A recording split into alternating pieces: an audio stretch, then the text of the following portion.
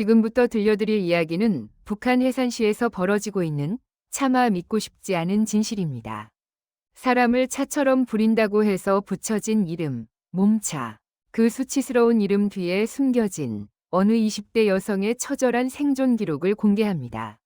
다급한 호루라기 소리, 심장 박동 소리 쿵, 쿵, 저기다, 잡아, 저 갔나 잡아. 다급한 외침이 들렸습니다. 폐부를 찌르는 듯한 호루라기 소리가 좁은 골목을 가득 메웠습니다. 저는 뒤도 돌아보지 않고 달렸습니다. 신발 한 짝이 벗겨져 나갔지만 멈출 수 없었습니다. 발바닥이 찢어지는 고통보다 잡히면 죽는다는 공포가 더 컸기 때문입니다. 제 이름은 미정입니다. 올해로 27살이 되었습니다. 대한민국에서는 평범한 직장인이지만 불과 3년 전 북한에서 저는 사람이 아니었습니다. 그곳에서 저는 몸차였습니다. 몸차, 들어보신 적 있으신가요? 몸을 수레처럼 부린다는 뜻입니다. 물건을 나르는 수레처럼 아무런 감정도 존엄도 없이 그저 필요할 때 쓰고 버려지는 존재. 그것이 북한에서의 제 이름이었습니다. 시간을 2020년으로 되돌려 보겠습니다. 제가 살던 곳은 양강도 해산이었습니다. 압록강만 건너면 중국이 보이는 국경 도시였죠. 코로나가 터지면서 국경은 철저히 봉쇄되었습니다. 밀수꾼들이 가져오던 쌀과 의약품이 끊기자 해산시는 거대한 감옥으로 변했습니다. 아버지는 제가 어릴 때 탄광사고로 돌아가셨습니다. 어머니와 저 단 둘이었습니다. 어머니는 장마당에서 두부밥을 팔아 저를 키우셨습니다. 우리 딸은 공부해서 꼭 선생님이 되어야 한다. 그것이 어머니의 유일한 소원이었습니다. 저 역시 그 소원을 이루기 위해 밤새워 공부했습니다. 하지만 현실은 잔인했습니다. 어느 날부터인가 어머니가 기침을 시작하셨습니다. 처음엔 단순한 감기인 줄 알았습니다. 하지만 기침에는 붉은 피가 섞여 나오기 시작했습니다. 결핵이었습니다. 북한에서 결핵약은 만병통치약이라 불릴 만큼 귀하고 비쌉니다. 장마당에서 중국산 결핵약 하나를 구하려면 쌀 5kg 값을 줘야 했습니다. 집에 있는 세간살이를 하나둘 팔았습니다. TV도 팔고 아버지가 남긴 자전거도 팔았습니다. 나중에는 입고 있던 옷까지까지 팔아야 했습니다. 하지만 약값은 턱없이 부족했습니다. 어머니의 숨소리는 날이 갈수록 거칠어졌습니다. 밤마다 고통스러워하는 어머니의 신음소리를 들으며 저는 이불을 뒤집어쓰고 울었습니다. 제가 할 수 있는 것이 아무것도 없다는 무력감이 저를 짓눌렀습니다. 그러던 어느 날이었습니다. 같은 인민반에 사는 언니가 저를 찾아왔습니다. 그 언니는 평소에도 화려한 옷을 입고 다니며 돈을 잘 쓰는 것으로 유명했습니다. 사람들은 뒤에서 수군거렸지만 당장 굶어 죽게 생긴 저에게는 부러움의 대상이었습니다. 미정아, 너 엄마 약값 필요하지 않니? 언니가 은밀하게 물었습니다. 저는 고개를 끄덕였습니다. 내가 아는 간부 동지가 있는데 술시중만 좀 들어주면 큰돈을 준다더라. 딱 한 번만 눈 딱 감으면 돼. 술시중 그 말이 무엇을 의미하는지 저는 알고 있었습니다.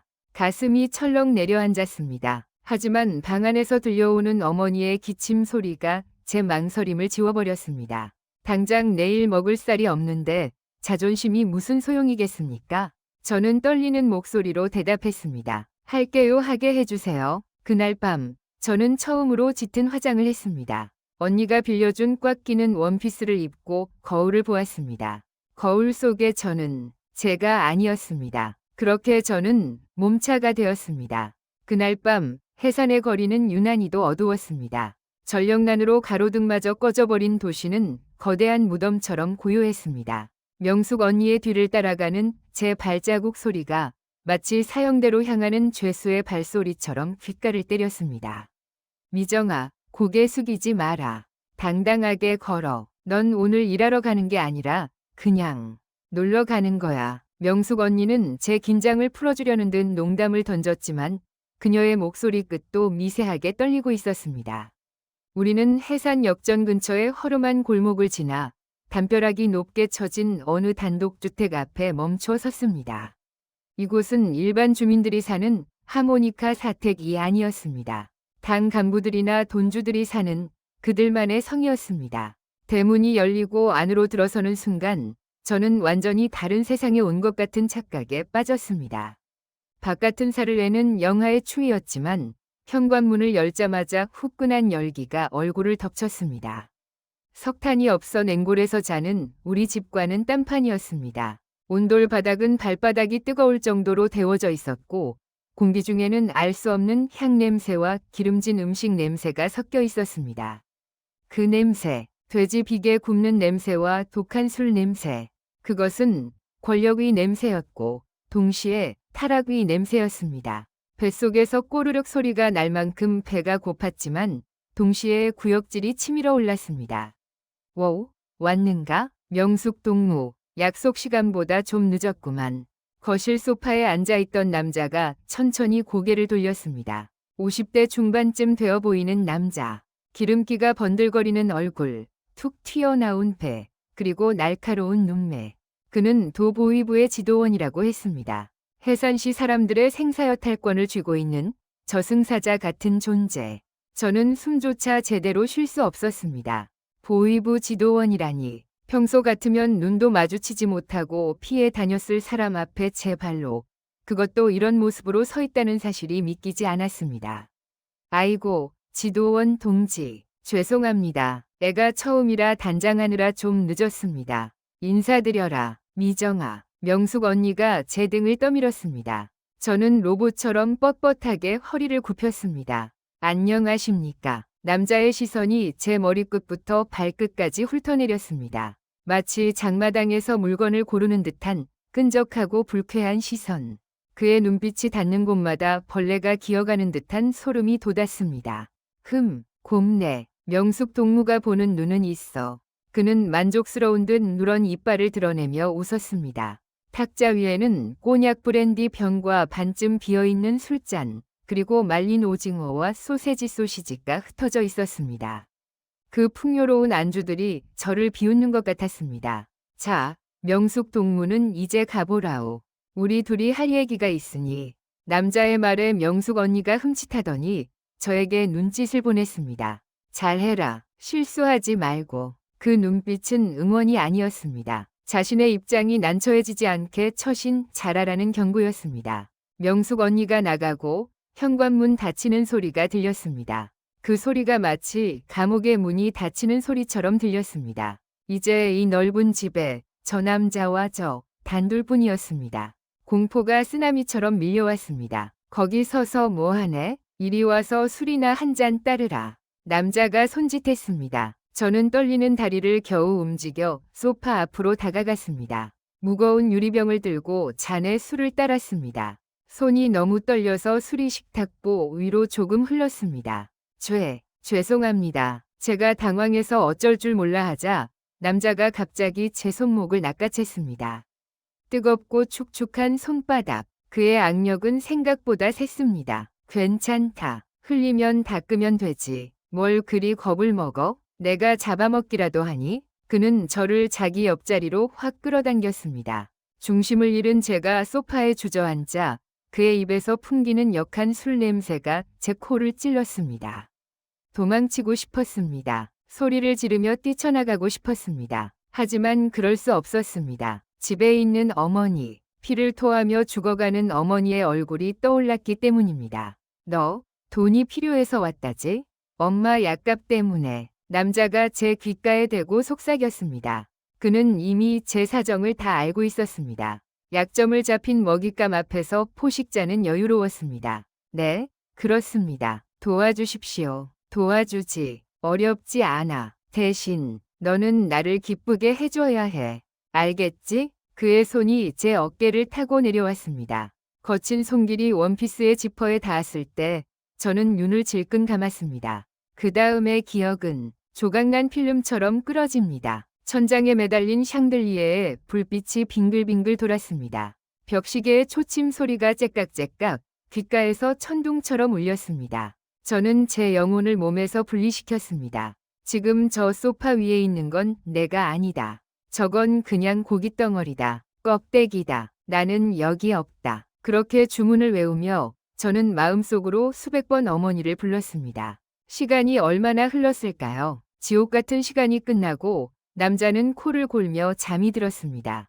저는 화장실로 도망치듯 들어갔습니다. 거울 속에 헝클어진 머리와 번진 화장을 한 여자가 서 있었습니다. 낯선 여자였습니다. 내 몸에서 나는 그 남자의 냄새, 그 비릿한 냄새를 지우기 위해 비누로 살가죽이 벗겨질 때까지 문지르고 또 문질렀습니다. 하지만 아무리 씻어도 더러워진 마음은 씻겨지지 않았습니다. 소리 없는 비명이 목구멍까지 차올랐습니다. 옷을 추스르고 거실로 나왔을 때 잠에서 깬 남자가 탁자 위에 돈뭉치를 던졌습니다. 가져가라. 수고했다. 다음에 또 부르마. 물건값을 치르듯 던져진 돈. 북한 돈 50만 원. 그 돈을 줍기 위해 저는 바닥에 무릎을 꿇어야 했습니다. 치욕스러웠습니다. 하지만 그 돈이면 어머니가 살 수 있었습니다. 저는 떨리는 손으로 돈을 움켜쥐었습니다. 고맙습니다. 인사가 아니었습니다. 그것은 제 자신을 죽이는 비명이었습니다. 새벽 공기는 차가웠습니다. 집으로 돌아오는 길, 하늘에서 눈이 내리기 시작했습니다. 하얀 눈송이가 제 볼에 닿아 녹아내렸습니다. 그것이 눈물인지 눈인지 알 수 없었습니다. 주머니 속에 50만 원. 그 돈은 뜨거웠습니다. 마치 불덩이처럼 제 허벅지를 태우는 것 같았습니다. 집에 도착해 방문을 열었습니다. 어머니는 여전히 잠들어 계셨습니다. 저는 어머니의 머리맡에 약값을 내려놓고 이불 속으로 파고들었습니다. 어머니의 체온이 닿자 참았던 눈물이 댐이 무너지듯 터져나왔습니다. 엄마, 나 오늘 엄마 살리려고 나를 팔았어. 차마 입 밖으로 내지 못한 말이 가슴속에서 맴돌았습니다. 그날 밤 저는 어머니의 등을 끌어안고 밤새도록 소리 죽여 울었습니다. 그것이 저의 첫 번째 몸차 생활의 시작이었습니다. 그때는 몰랐습니다. 이 한 번의 선택이 저를 영원히 빠져나올 수 없는 늪으로 끌고 들어갈 줄은. 그저 어머니만 살리면 다 끝날 줄 알았습니다. 하지만 지옥은 이제 막 입구를 열었을 뿐이었습니다. 처음 그 돈을 받아 쥐었을 때 저는 딱 한 번이면 족하다고 생각했습니다. 어머니 약값만 마련되면 다시는 그 더러운 집에 발을 들이지 않겠다고 맹세했습니다. 하지만 가난은 제 맹세보다 질겼고 현실은 생각보다 훨씬 가혹했습니다. 50만 원. 큰 돈이었지만 밑빠진 독에 물붓기였습니다. 어머니의 약값, 밀린 외상값, 당장 먹을 쌀과 땔감. 돈은 신기루처럼 순식간에 사라졌습니다. 일주일이 지나자 쌀독은 다시 비어가고 있었고 어머니의 약봉지도 바닥을 보이기 시작했습니다. 불안했습니다. 돈이 떨어져 가는 것을 보는 게 죽기보다 무서웠습니다. 그때 제 전화기가 울렸습니다. 명숙 언니였습니다. 미정아, 저번 그 지도원 동지가 너를 찾는다. 이번엔 친구분도 같이 계신다는데 갈 수 있겠니? 갈 수 있겠니? 라는 물음은 형식이었습니다. 그것은 거절할 수 없는 명령이었습니다. 전화를 끊고 한참을 망설였습니다. 하지만 제 시선은 어느새 텅 빈 쌀독과 어머니의 기침 소리에 묶여 있었습니다. 저는 다시 거울 앞에 앉았습니다. 두 번째는 처음보다 쉬웠습니다. 아니, 쉽다기보다는 무감각해졌다는 표현이 맞을 겁니다. 스스로를 합리화하기 시작했습니다. 그래, 눈 딱 감고 몇 시간만 참으면 쌀이 생겨. 엄마가 살아. 그렇게 저는 제 발로 다시 늪으로 걸어 들어갔습니다. 한 번이 두 번이 되고 두 번이 세 번이 되었습니다. 처음 만났던 그 지도원뿐만이 아니었습니다. 그는 자신의 친구, 부하 직원, 때로는 중국에서 온 무역 일꾼들에게까지 저를 소개했습니다. 마치 맛있는 음식을 나눠 먹듯 그들은 저를 공유했습니다. 저는 그들 사이에서 해산의 꽃이라 불렸지만 실상은 그들의 놀이개, 즉 몸차였습니다. 나는 점점 영혼 없는 인형이 되어갔습니다. 그들이 웃으라고 하면 웃고 술을 따르라고 하면 따랐습니다. 수치심? 그런 건 사치였습니다. 내 몸을 더듬는 그들의 손길이 징그러워 소름이 돋았지만 나중에는 그마저도 느껴지지 않았습니다. 그저 머릿속으로 쌀값과 약값을 계산하며 시간을 때울 뿐이었습니다. 이 남자는 30만 원, 저 남자는 50만 원. 제 몸에는 가격표가 붙어 있었습니다. 하지만 해산 바닥은 좁았습니다. 비밀은 없었습니다. 어느 날부터인가 장마당에 나가면 사람들의 시선이 느껴지기 시작했습니다. 등 뒤에 꽂히는 따가운 눈초리들. 저 집 딸내미, 요즘 밤마다 외제차 타고 나간다며? 얼굴이 환해진 거 봐라. 무슨 돈이 나서 저러겠니? 뻔하지. 몸차 노릇 하는 거지. 에구, 그 어미는 딸이 그러고 다니는 거 아나 몰라. 수군거리는 소리가 들릴 때마다 저는 죄인처럼 고개를 숙였습니다. 귀를 막고 도망치고 싶었지만 그럴 수도 없었습니다. 어머니가 알게 될까봐 그게 제일 두려웠습니다. 저는 낮에는 지극정성인 효녀로, 밤에는 타락한 여자로 아슬아슬한 외줄타기를 이어갔습니다. 그러던 2021년 초겨울 사건이 터졌습니다. 그날도 명숙 언니의 연락을 기다리고 있었습니다. 약속 시간이 지났는데도 연락이 없었습니다. 전화를 걸어보니 전원이 꺼져 있습니다라는 안내음만 나왔습니다. 불길한 예감이 등골을 타고 흘렀습니다. 밤늦게 명숙 언니의 집 근처로 가보았습니다. 집 앞은 쑥대밭이 되어 있었습니다. 깨진 유리창, 내팽개쳐진 가재독구들. 동네 사람들이 웅성거리고 있었습니다. 글쎄, 그룹밥 이사회주의 검열단들이 들이닥쳤다니까. 명숙이 그 옆였네. 결국 잡혀갔어. 집에서 알몸으로 있다가 남자랑 같이 끌려갔대. 심장이 멈추는 것 같았습니다. 다리가 풀려 주저앉을 뻔했습니다. 비사회주의 그룹밥. 그들은 한번 물면 놓지 않는 사냥개들이었습니다. 단순한 매춘 단속이 아니었습니다. 남한 영상물 시청, 마약, 그리고 성매매까지. 본보기로 숙청하겠다는 지시가 내려왔다는 소문이 돌았습니다. 더 무서운 소문은 그 다음에 들려왔습니다. 잡혀간 명숙 언니가 보위부 지하 조사실에서 혹독한 고문을 받고 있다는 것이었습니다. 살기 위해, 형량을 줄이기 위해 그녀가 입을 열기 시작했다고 했습니다. 자신이 관리하던 여자들, 거래했던 간부들의 이름을 닥치는 대로 불고 있다는 소문. 그 장부에 제 이름이 있을 게 분명했습니다. 그날 이후 집은 감옥이 되었습니다. 밖에서 발자국 소리만 들려도 소스라치게 놀라 이불을 뒤집었었습니다.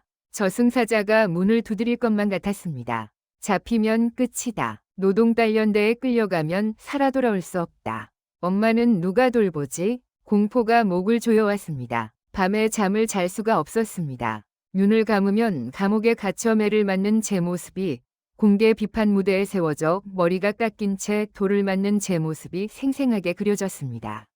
어머니는 불안해하는 저를 보며 물으셨습니다. 미정아, 무슨 일 있니? 왜 그렇게 넋이 나갔니? 저는 아무 말도 할 수 없었습니다. 아니에요. 그냥 몸이 좀 안 좋아서요. 선택의 시간이 다가오고 있었습니다. 이대로 앉아서 죽을 날만 기다릴 것인가? 아니면 목숨을 걸고 저 강을 건널 것인가?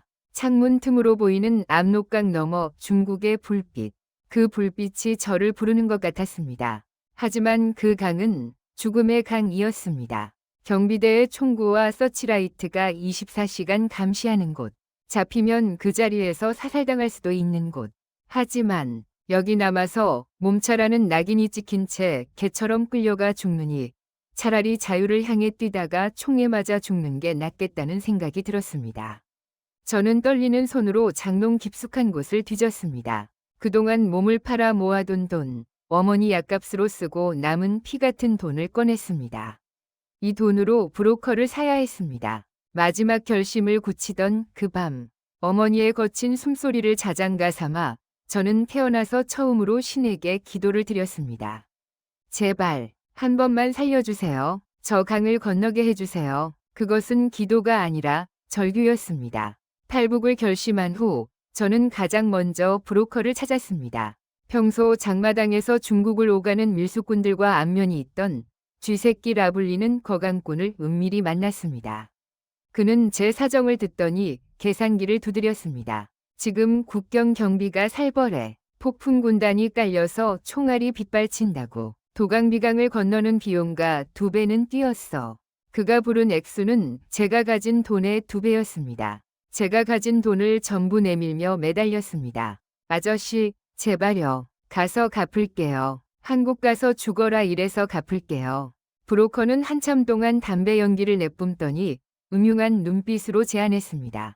정 그렇다면 방법이 있긴 하지. 일단 중국까지만 넘어가라. 거기서 내가 아는 사람 집에서 일 좀 해주고 나머지를 갚아. 어때? 그 일이 무엇인지 그때는 의심할 여유조차 없었습니다. 그저 당장 잡혀 죽는 것보다 낫다는 생각뿐이었습니다. 저는 악마의 계약서에 도장을 찍는 심정으로 고개를 끄덕였습니다. 네, 가겠습니다. 무조건 보내만 주세요. 디데이는 이틀 뒤, 달이 없는 금음날 밤이었습니다. 떠나기 전날 밤, 저는 시장에서 비싼 잎살인 쌀을 사서 밥을 지었습니다. 그리고 어머니가 좋아하시는 명태국을 끓였습니다. 마지막이 될지도 모르는 저녁 밥상이었습니다. 어머니는 오랜만에 보는 쌀밥에 눈이 휘둥그레지셨습니다. 미정아, 오늘 무슨 날이니? 웬 쌀밥이야? 아니야, 그냥 엄마 몸보신 좀 하라고. 밥을 먹는 어머니의 숟가락질을 멍하니 바라보았습니다. 입가에 묻은 국물을 닦아드리고 싶었지만 손이 닿으면 울음이 터질 것 같다 참았습니다. 어머니는 맛있게 그릇을 비우시고는 행복한 듯 웃으셨습니다. 그 웃음을 평생 잊지 못할 것 같았습니다. 설거지를 마치고 어머니 옆에 누웠습니다. 입이 떨어지지 않았지만 말을 해야 했습니다. 엄마, 나 며칠 어디 좀 다녀올 데가 있어. 어디? 이 추운 날 어딜 간다는 거니? 저기, 평성 이모네 집에 장사 밑천 좀 빌리러 가려고. 친구랑 같이 가기로 했으니까 걱정 마. 거짓말이었습니다. 다시는 돌아오지 못할 수도 있는 길을 떠나면서 금방 다녀오겠다는 새빨간 거짓말을 했습니다. 어머니는 잠시 제 눈을 빤히 바라보셨습니다. 어쩌면 어머니는 직감하셨는지도 모릅니다. 딸의 눈빛이 평소와 다르다는 것을. 하지만 어머니는 묻지 않으셨습니다. 대신 베개 밑에서 꼬깃꼬깃한 쌈짓돈을 꺼내 제 손에 쥐어주셨습니다. 그래, 조심히 다녀오라. 밥 굶지 말고, 사람 조심하고, 1,000원짜리 지폐 몇 장. 어머니가 두부 팔아 한 푼 두 푼 모은 전 재산이었습니다. 그 돈이 제 손바닥을 불태우는 것 같았습니다. 저는 이불 속에서 입술을 깨물며 오열을 삼켰습니다. 엄마, 미안해. 정말 미안해. 나만 살려고 도망가는 나쁜 년이야. 새벽 2시, 약속한 시간이 다가왔습니다. 저는 잠든 어머니에게 큰 절을 2번 올렸습니다. 부디 살아만 계셔달라고, 꼭 성공해서 모시러 오겠다고. 신발을 들고 맨발로 살금살금 현관을 빠져나왔습니다. 문이 닫히는 순간 제 24년 인생의 일막이 닫히는 소리가 났습니다. 뒤를 돌아보지 않으려 애쓰며 어둠 속으로 달렸습니다. 약속 장소인 강변 갈대밭에는 저 말고도 2명이 더 있었습니다. 겁에 질린 표정의 중년 여성과 깡마른 남자아이. 우리는 서로 눈인사조차 나누지 않았습니다. 브로커가 낮은 목소리로 으르렁거렸습니다. 소리 내면 다 죽는 거야. 내 신호 떨어지면 무조건 뛰는 거다. 알갔어? 압록강은 꽁꽁 얼어붙어 있었습니다. 하지만 곳곳에 얼음이 깨진 웅덩이가 있었고 강 건너편에서는 중국 쪽의 가로등 불빛이 희미하게 보였습니다. 저 300m, 저 짧은 거리가 삶과 죽음을 가르는 경계였습니다. 강바람 소리, 지금이다. 뛰어. 브로커의 속삭임과 함께 우리는 튕겨나가듯 얼음 위로 뛰어들었습니다. 발바닥에 전해지는 얼음의 냉기보다 심장의 뜨거움이 더 컸습니다. 미끄러지고 넘어지면서도 내 발로 기어서 달렸습니다. 적막한 강 위에 거친 숨소리만이 가득 찼습니다. 헉, 헉, 헉. 제 심장 소리가 너무 커서 경비병들에게 들릴까봐 겁이 났습니다. 그때였습니다. 초소 쪽에서 강력한 서치라이트 불빛이 강 위를 훑기 시작했습니다. 빗줄기가 제 바로 옆을 스치고 지나갔습니다. 엎드려. 브로커가 낮게 소리쳤습니다. 우리는 얼음 바닥에 납작 엎드렸습니다. 차가운 얼음에 뺨을 대고 죽은 듯이 숨을 멈췄습니다. 빛이 우리 머리 위를 맴돌았습니다. 발각되면 끝이다. 총알이 날아올 것이다. 공포로 온몸이 사시나무 떨듯 떨렸습니다. 옆에 있던 중년 여성이 흐느끼려는 입을 틀어막았습니다. 1초가 1년 같았던 시간이 지나고 불빛이 다른 쪽으로 옮겨갔습니다. 다시 뛰어. 빨리. 우리는 미친 듯이 달렸습니다. 폐가 찢어질 것 같았습니다. 신발 한 짝이 벗겨져 나갔지만 좋을 생각도 못했습니다. 마침내 발에 흙이 닿았습니다. 중국 땅이었습니다. 가파른 둑을 기어 올라가 숲풀 속에 몸을 던졌습니다. 온몸에 힘이 빠져 손가락 하나 까딱할 수 없었습니다. 살았다. 살아서 넘었다. 하지만 기쁨은 잠시였습니다. 어둠 속에서 낯선 그림자들이 우리를 에워쌌습니다. 중국 공안일까? 아니면 구조대일까? 빨리 타. 시간 없어. 다행히 브로커와 연결된 중국 측 운반책들이었습니다. 그들은 우리를 짐짝처럼 승합차 뒷좌석에 구겨 넣었습니다. 차 문이 닫히고 엔진이 굉음을 내며 출발했습니다. 창밖으로 멀어지는 북한 땅을 바라보았습니다. 칠흑 같은 어둠에 잠긴 그곳, 어머니가 계신 그곳, 눈물이 멈추지 않았습니다. 저는 이제 탈북자라는 돌아갈 조국이 없는 국제 미아가 된 것입니다.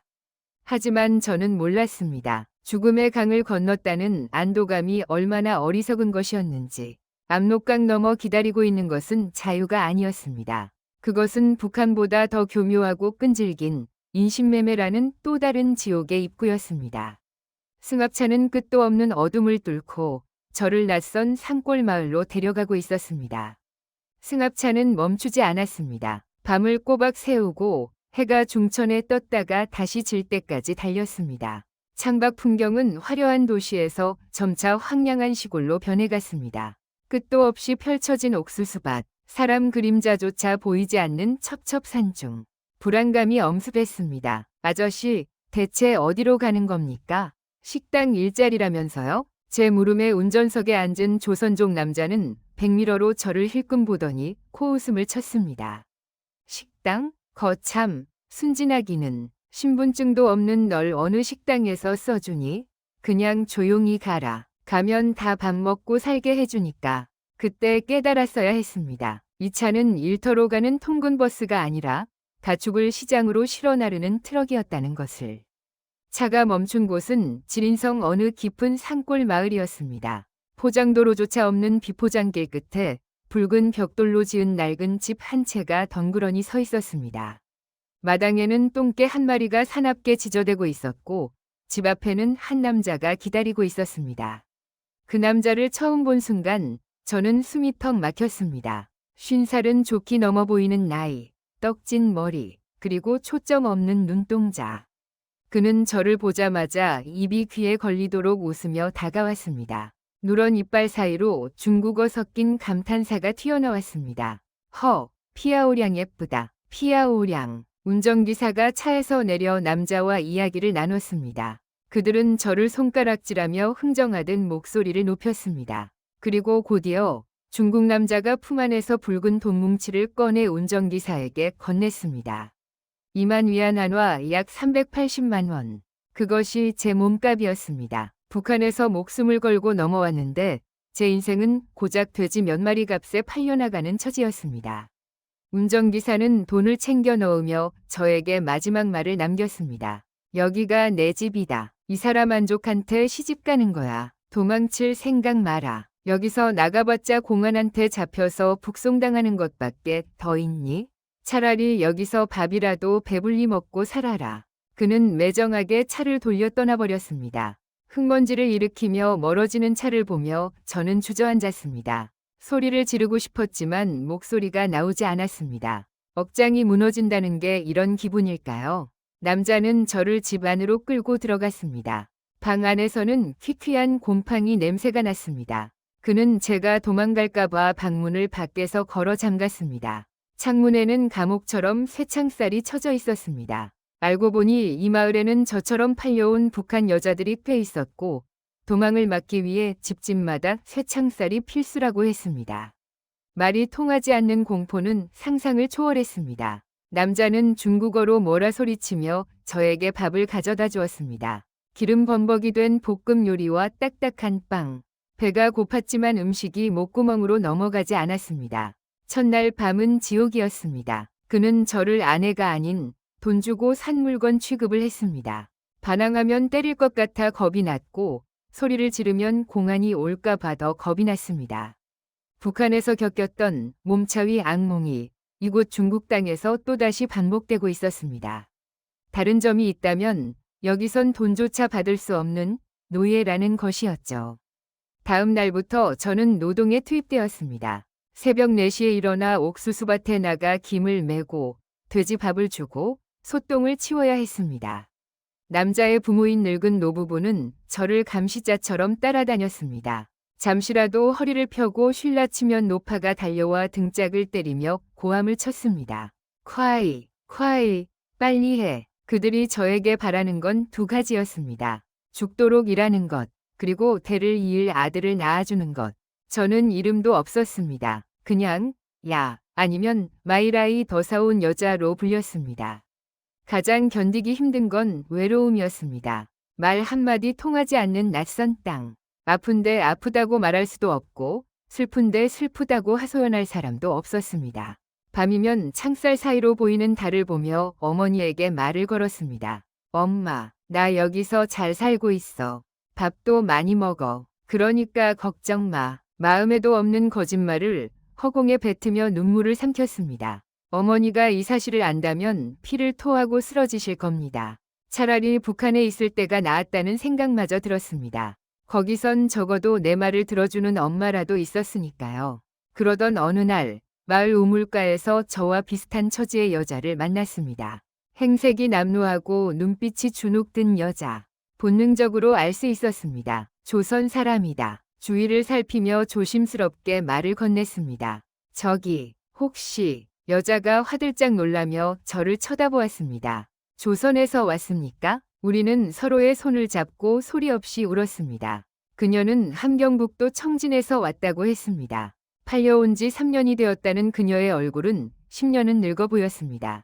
그녀가 제 손에 작은 쪽지 하나를 쥐어주었습니다. 이거 한국 선교사님 번호야. 나도 어렵게 구했어. 언젠가 기회가 오면 꼭 연락해봐. 희망이었습니다. 칠흑 같은 어둠 속에 아주 작은 촛불 하나가 켜지는 순간이었습니다. 한국, 사우스 코리아. 그곳에 가면 정말 사람답게 살 수 있을까? 하지만 탈출은 쉽지 않았습니다. 남편과 시부모의 감시는 날이 갈수록 심해졌습니다. 게다가 마을 입구에는 공안 파출소가 있었습니다. 잡히면 바로 북송입니다. 북송되면 조국 배반자로 낙인 찍혀 정치범 수용소행입니다. 죽는 것보다 더 끔찍한 삶이 기다리고 있습니다. 그렇기에 저는 철저히 연기했습니다. 도망갈 생각이 전혀 없는 척, 이 집 귀신이 될 것처럼 열심히 일하고 비위를 맞췄습니다. 중국말도 배우는 척하며 그들을 안심시켰습니다. 워아이니 당신을 사랑해. 하오 좋아. 역겨운 말을 웃으면서 내뱉었습니다. 그렇게 6개월을 버텼습니다. 그들은 서서히 경계를 풀기 시작했습니다. 외출할 때 문을 잠그지 않는 날이 생겼고 저 혼자 밭에 나가 있어도 감시하러 나오지 않았습니다. 저는 준비를 시작했습니다. 부엌에서 몰래 훔친 숟가락을 바위에 갈아 날카롭게 만들었습니다. 비상금으로 쓸 돈을 밭고랑에 숨겨두었습니다. 그리고 기회를 노렸습니다. 단 한 번이 기회. 실패하면 죽은 뿐인 최후의 도박을. 2021년 가을 드디어 그날이 왔습니다. 옆마을 친척 집에서 결혼식이 있다는 소식이 들려왔습니다. 시어머니와 남편은 아침부터 분주했습니다. 그들은 저에게 붉은색 옷을 입히며 같이 가자고 했지만 저는 배를 움켜쥐고 방바닥을 굴렀습니다. 아이고, 배야. 너무 아파요. 못 가겠어요. 식은땀까지 흘리는 제 연기에 그들은 혀를 찼습니다. 재수없게 나를 잡아도 꼭 이런 날 아프니? 밥상 차려놨으니 처먹고 집이나 잘 지키라. 문단속 잘하고. 남편은 욕설을 퍼부으며 밖에서 자물쇠를 채우고 떠났습니다. 경운기 소리가 멀어질 때까지 저는 숨소리도 내지 않고 기다렸습니다. 엔진 소리가 완전히 사라지자 저는 벌떡 일어났습니다. 아픈 척하던 표정은 순식간에 사라졌습니다. 제 눈빛은 이미 사냥터의 짐승처럼 번들거리고 있었습니다. 틱, 쇠를 긁는 날카로운 소리. 저는 품속에서 갈아둔 숟가락 자루를 꺼냈습니다. 지난 6개월 동안 밤마다 이불 속에서 바위 뒤에서 몰래 갈아 만든 저만의 열쇠였습니다. 뒷문 창살에 나사가 헐거워진 것을 미리 봐두었습니다. 숟가락 끝을 나사 틈에 끼워 넣고 온 힘을 다해 돌렸습니다.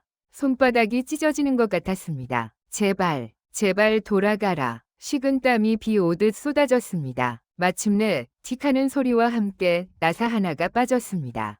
그 작은 소리가 저에게는 해방의 종소리처럼 들렸습니다.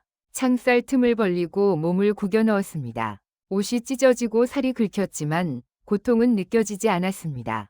땅에 발이 닿자마자 저는 뒤도 돌아보지 않고 뛰었습니다. 마을 길로 가면 사람들에게 들킬 게 뻔했습니다. 저는 옥수수밭을 가로질러 산으로 향했습니다. 키보다 큰 옥수수 잎들이 제 얼굴을 핥히었습니다.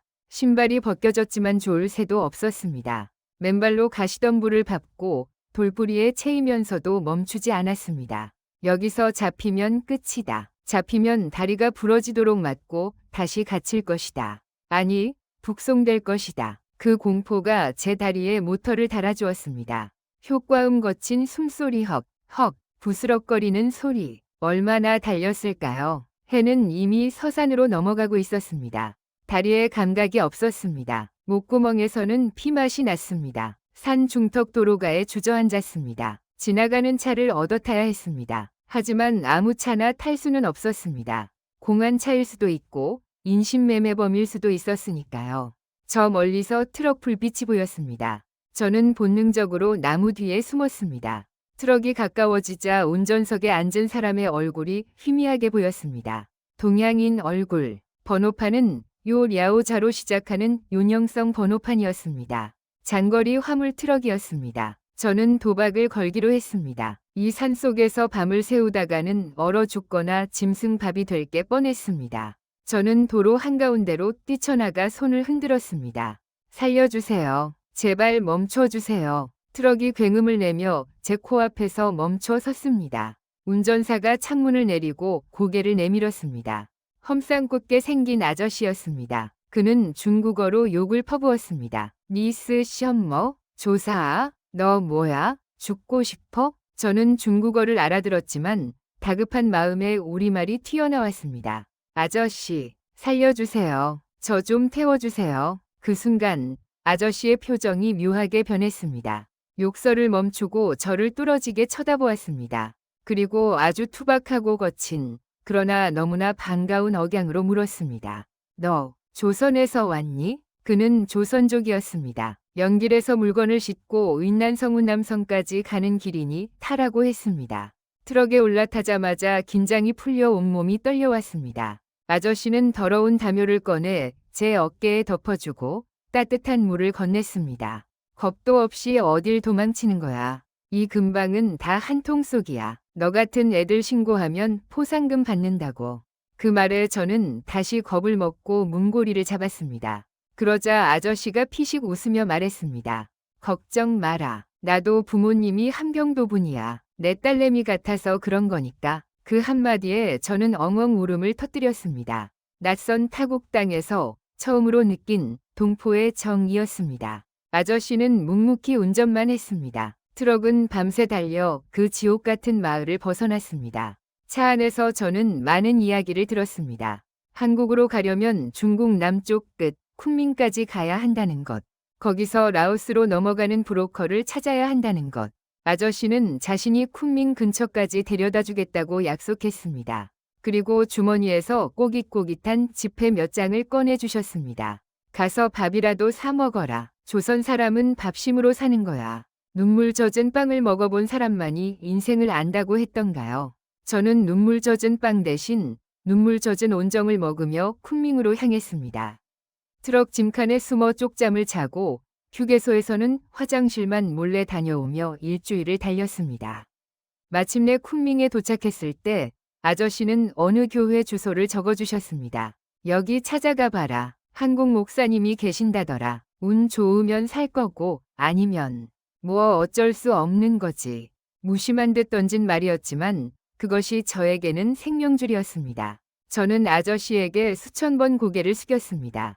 꼭 살아서 갚겠습니다. 정말 고맙습니다. 아저씨는 손을 휘휘 저으며 트럭을 몰고 사라졌습니다.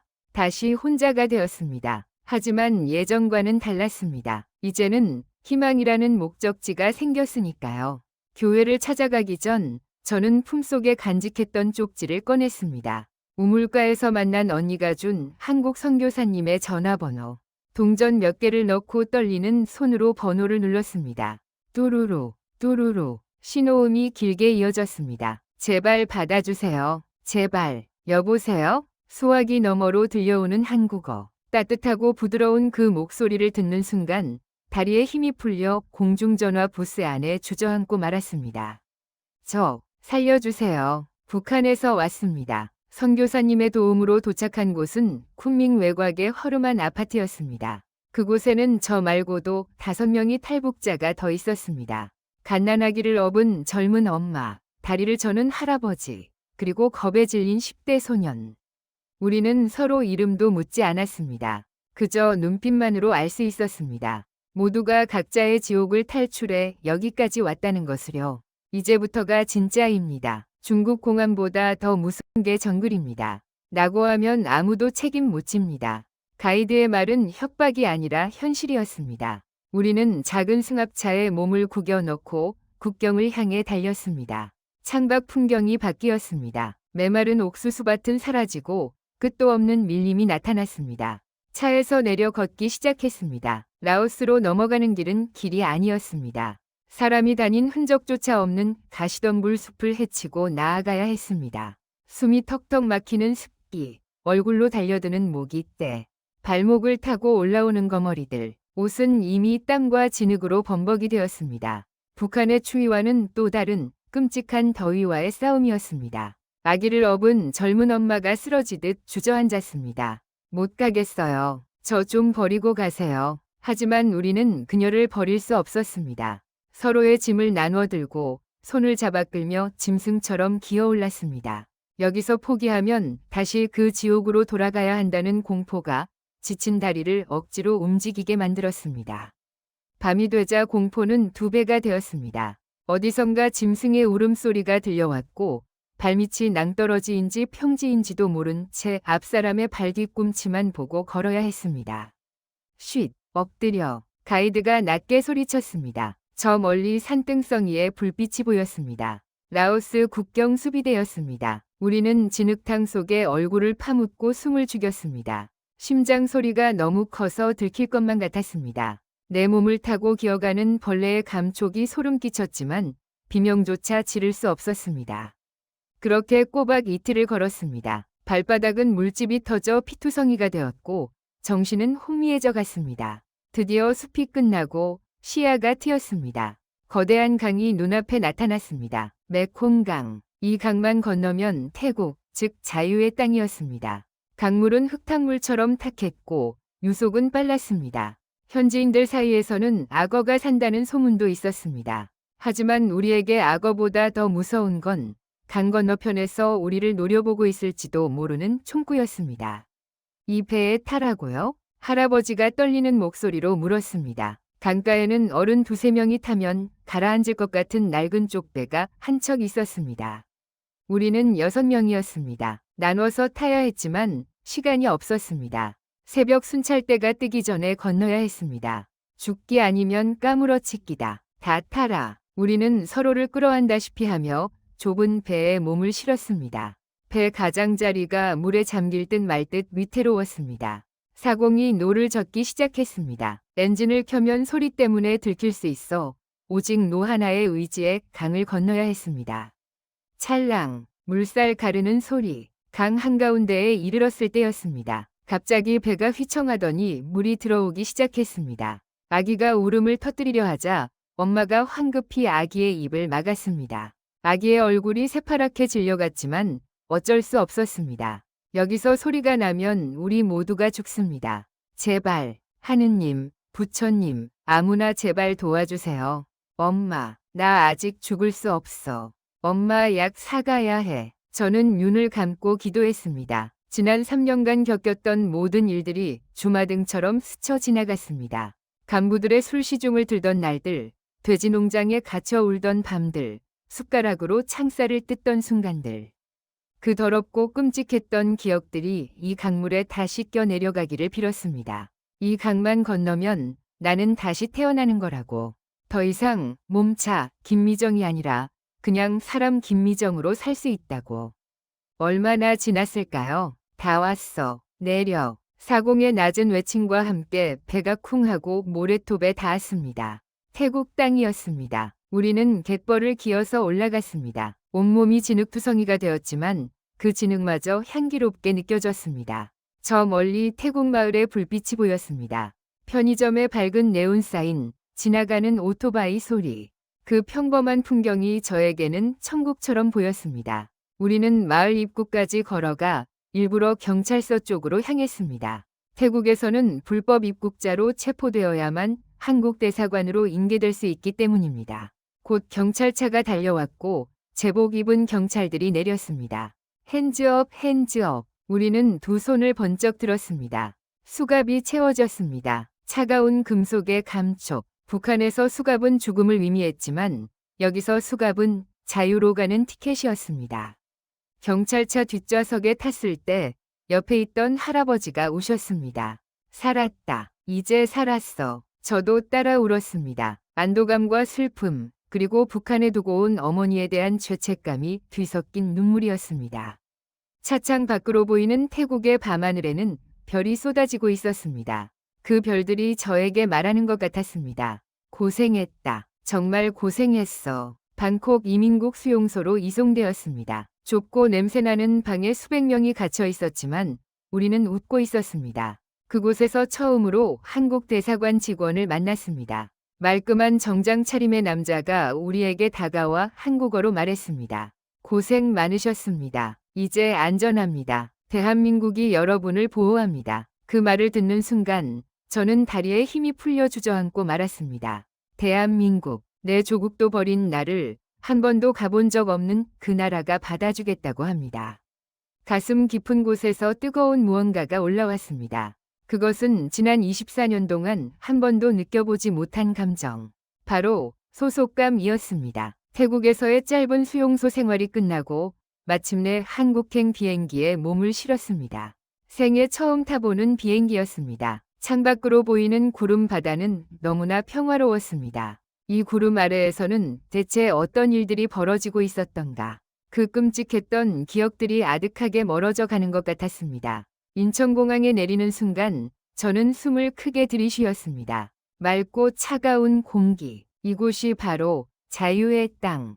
그토록 꿈에 그리던 대한민국이었습니다. 작년 이미지 68 하나원 입소. 밝은 표정으로 교육받는 탈북자들. 저는 곧이어 경기도에 있는 하나원에 입소했습니다. 이곳은 탈북민들이 한국 사회에 적응하기 위한 교육을 받는 곳입니다. 텔레비전을 보는 법, 은행 계좌를 만드는 법, 지하철을 타는 법.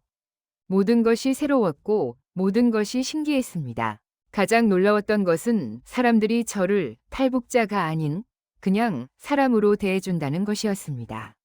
따뜻한 말 한마디, 걱정 어린 눈빛. 그런 사소한 것들이 저에게는 세상 전부와 같았습니다. 3년 만에 제 이름 앞에 붙었던 몸차라는 더러운 꼬리표가 사라진 것입니다. 저는 새로운 이름을 받았습니다. 김은서. 이제 더 이상 슬픈 기억의 김미정이 아니라 새로운 삶을 시작할 김은서가 된 것입니다. 하나원을 수료한 후 저는 대학교에 진학했습니다. 늦은 나이였지만 포기할 수 없었습니다. 어머니가 그토록 원하셨던 선생님 위 꿈. 그 꿈을 여기서라도 이루고 싶었습니다. 수업을 듣고 도서관에서 책을 읽는 순간들이 꿈만 같았습니다. 친구들과 삼겹살에 소주 한 잔을 기울이며 미래를 이야기하는 시간. 그 모든 것이 저에게는 기적이었습니다. 하지만 저는 가끔 혼자였습니다. 친구들은 저의 과거를 알지 못했습니다. 말할 수도 없었습니다. 그들이 저를 어떻게 생각할지 두려웠기 때문입니다. 어머니에 대한 그리움은 시간이 갈수록 더욱 깊어졌습니다. 저는 제 주민등록증을 보며 한숨을 쉬곤 했습니다. 김은서. 새로운 이름과 주민등록번호, 그리고 대한민국이라는 국적. 하지만 제 고향은 여전히 해산이었고 제 가족은 북한에 있었습니다. 밤마다 어머니의 꿈을 꾸었습니다. 환하게 웃으시는 어머니의 모습, 장마당에서 두부밥을 팔며 저를 부르시던 목소리. 꿈에서 깨어나면 베개는 항상 눈물로 젖어 있었습니다.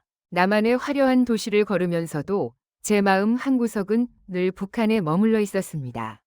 어머니는 지금쯤 어떻게 지내고 계실까? 제가 떠난 후 약은 잘 드시고 계실까? 배고프지는 않으실까? 그 걱정은 저를 영원히 따라다닐 멍에와 같았습니다. 한국에서의 삶은 풍요로웠습니다. 마트에 가면 먹을 것이 넘쳐났고 옷가게에는 예쁜 옷들이 가득했습니다. 누구에게도 감시받지 않고 제가 원하는 것을 마음껏 사고 원하는 곳으로 갈 수 있었습니다. 하지만 저는 가끔 이 풍요로움이 마치 죄악처럼 느껴질 때가 있었습니다. 이 모든 것을 누리고 있는 제가 북한에서 굶주리고 있을 어머니에게 너무나 미안했습니다. 내가 누리는 이 자유가 어머니의 피와 맞바꾼 것이라는 죄책감에 시달리곤 했습니다. 아직 북한에는 저처럼 고통받는 사람들이 많습니다. 그들을 잊지 말아주세요. 탈북민 강연에 나가 마이크를 잡을 때마다 저는 제 이야기를 담담하게 풀어냈습니다. 몸차로 살았던 과거, 팔려갔던 중국에서의 비참함, 그 모든 치욕스러운 기억들을 숨김없이 이야기했습니다. 저의 고통이 다른 누군가를 돕는 작은 불씨가 되기를 바라면서 현재 저는 통일 관련 시민단체에서 일하고 있습니다. 같은 처지의 탈북민들을 돕고 북한의 실상을 세상에 알리는 일에 매진하고 있습니다. 저의 이야기가 언젠가 북한 주민들에게도 희망이 될 수 있기를 간절히 바랍니다. 저는 매달 브로커를 통해 북한에 돈을 보냅니다.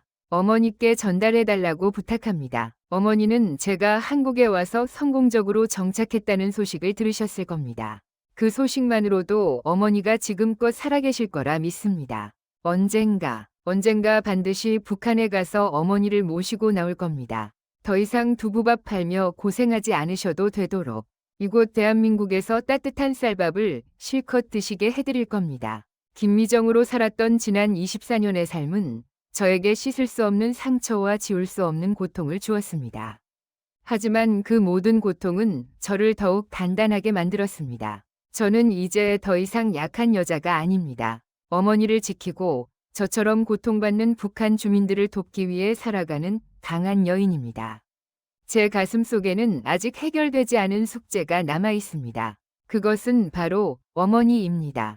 그 숙제를 해결하는 날까지 저는 멈추지 않을 것입니다. 지옥 같은 몸차 생활을 견디고 자유를 찾은 미정 씨의 이야기였습니다.